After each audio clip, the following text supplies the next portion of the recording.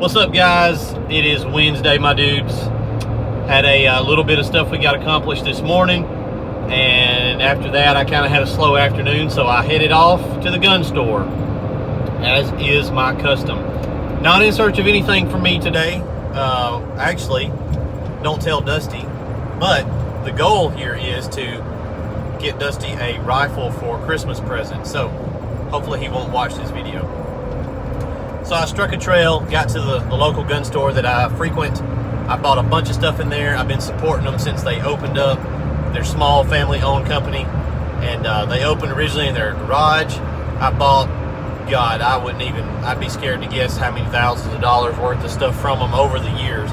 And really good folks. So I go in there today and I kind of had a bad experience. I don't think any less of them. They're great people. I like them. But I don't know that I'm going to buy anything there again. And here's why.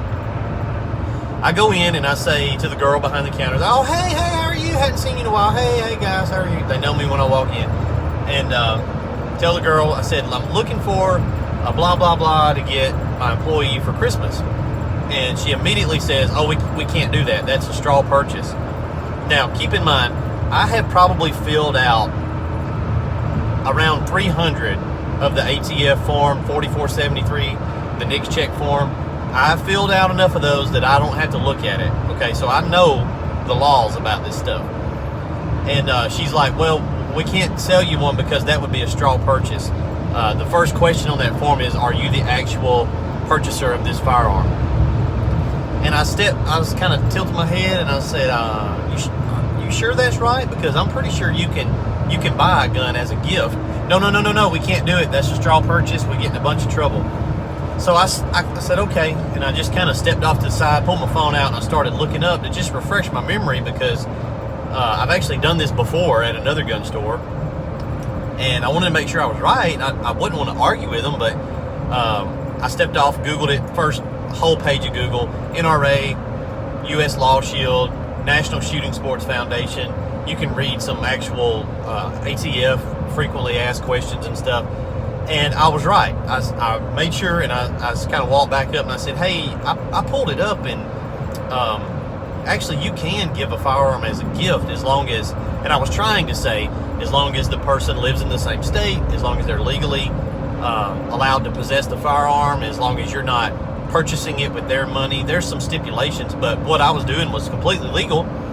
And she really wasn't trying to hear it. She was really, no, we can't do it. That's a straw purchase. Okay, you know what? That's fine. I'll just leave. So I left.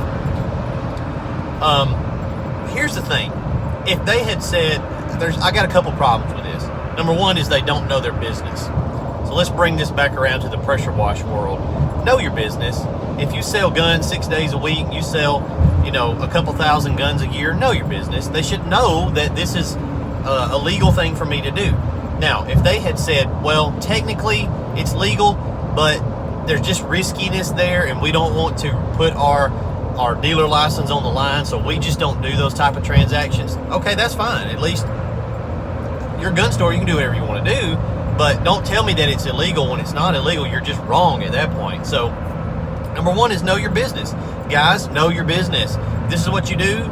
You need to know the business. Take training, research online, hands-on, network with other guys. Do what you got to do, but learn the freaking business. Don't go out there and speak to a bunch of things that you don't know to be so, because you're probably wrong in a lot of them. Now, the further you go, the more things you'll be right about, and they're not stupid, but they just were wrong on this scenario. So know your business. Number two is be teachable. Understand that you're not going to ever know everything, and so always be teachable.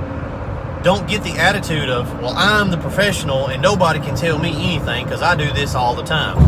Yeah, I hear you, but you're never going to know everything. So if a younger rookie guy comes up and he's explaining something, keep in the back of your mind, he may be right. You may learn something from those guys.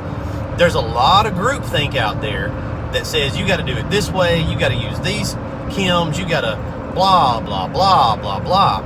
A lot of that stuff is good info, but they're speaking absolutes. It must be this way. You must do this. You got to do this. Don't get tied up in all that stuff. That's one reason I hate I hate a lot of the Facebook groups is because it's too much clicks and infighting, and it's just a bunch of groupthink. Groupthink usually is right, because if a group has come to a consensus, that means that they've come to the consensus for a reason, because this way works. But you have to understand, there may be things on the outside, the periphery, that are still acceptable. Be teachable. Just be teachable. It's one thing that makes me kind of a crappy salesman, because I am not going to get on there and say, hey, you got to buy a Southeast Softwash blend manifold, or it's not going to work. Example, guys will get on there and say, what's a good surfactant? Instead of just freaking searching themselves, they use Facebook as a Google, but that's beside the point. They'll get on there and ask, hey, what's a good surfactant? And you'll have 4 or 5 guys that make a surfactant jump in there, and they're going to say, well, this is the best stuff out there right now. It's great, it's wonderful. But truth be told, it's their surfactant, okay? And I understand, to be a salesman, you have to sort of be that way, and there's nothing really wrong with barking up your own tree, so to speak, but it feels too used car salesman-y to me. Like, if you ask me what's some good surfactant, I'm going to tell you, you can use this, you can use this, you can use this, you can use this. We're eventually going to have a surfactant, hopefully first of the year, but I'm not ever going to get out there and say, oh man, that Southern Draw Softwash surfactant, that's the best thing ever since sliced up loaf bread. I'm telling you what, because it works. I'll be honest, it's good, but you could use Eliminator, you can use whatever you want to use. Be teachable, and don't fall prey to the dogmatic stuff that it really hinders you from learning, because once you think, or you sign on with this guy and everything he says, or maybe you're the guy and you're not teachable anymore, it's just a recipe for, you're going to stop right there. You're never going to get better. So understand that you got to understand your business. It's a dang shame that a gun shop the size that they are does not know one of the basic laws that regulates their industry. This is not some obscure thing. They should know this. Number 2, if you don't know, be teachable. You've got the internet. I mean, be teachable. Look it up, figure it out, see if you're right, and if you're right, cool. If you're wrong, change your mind.